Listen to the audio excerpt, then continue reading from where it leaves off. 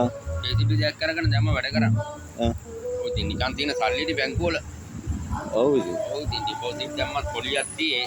ඔව් පොලියක් කියලා වැඩකුත් නැහැ දැන්. ඉතින් මෙච්චර සල්ලි දාගෙනක් තියෙන එක ඉතින් මොකක් හරි විකල්පයක් වෙන්න එපා. ඒ එන ආදායම් වෙන ඒවා තියෙනවනේ ඒවා ගන්න එපා. ඒ ආදායම් වලින්ම තව මොනවා හරි ගන්න. නෑ මං ඒ සල්ලි අල්ලන්නේ වන්නේ. ආ ඒ සල්ලි වලින් වෙන මොනවා හරි තම මොනවා හරි එක්ටමයක් දාලා තව වාහන ටිකක් හරි මේ ගෙනත් දානවා. ආ දැන් බස් 14 උත් ගත්තා. ඒ ඔක්කොම ඉතින් අම්මා තමයි නඩත්තු කරන්නේ. ඒවා රූට් පර්මිට් අවුලක් නැද්ද? ඒ කියන්නේ නෑ ඔක්කොම ඉතින් අම්මා දේශපාලන බැලන්ස්. ඒ වුණක් නෑ. මොකද එහි ඉන්න මන්ත්‍රීතුමා හොඳයි. ආ ඒ මන්ත්‍රීත් එක්ක ඕන දෙයක් කතා කරලා විසඳ ගන්න. හ්ම් එයා ඉතින් ඕන දෙයකට සපෝට් ඉතින් අම්මා ගොඩක් ඒ පැත්ත දන්නවනේ. ආ ඒක නිසා ඉතින් ඕගොල්ලෝ අම්මා ඉතින් මොකක් පළාත් සභා මන්ත්‍රීද ප්‍රාදේශ සභා මන්ත්‍රීද කොහෙද නේද ඉතින්? ඔව් මේ දැන් අම්මයි කයින් වුණානේ. ආ කයින් ගිහලා දැන් අම්මා ඉන්නවා. ඉතින් අම්මයි පාඩුවේ දැන් මේ තියෙන බිස්නස් ව්‍යාපාර කරගෙන යනවා. ළමයි ගොඩේ දුප්පත් මිනිස්සුන් සලකනවා. අම්මට ගොඩක් සලකනවා. ඉතින් අවුරුදු කාලේ එහෙම ගොඩක් සලකනවා.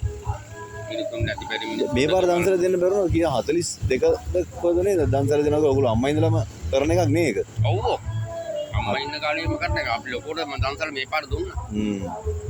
අම්මලා දුන්නා. ඉතින් මට යන්න වෙලාවක් තිබ්බේ නෑ. මං ගිහලා පොඩි සපෝට් එකක් දීලා දවස්යක් වගේ.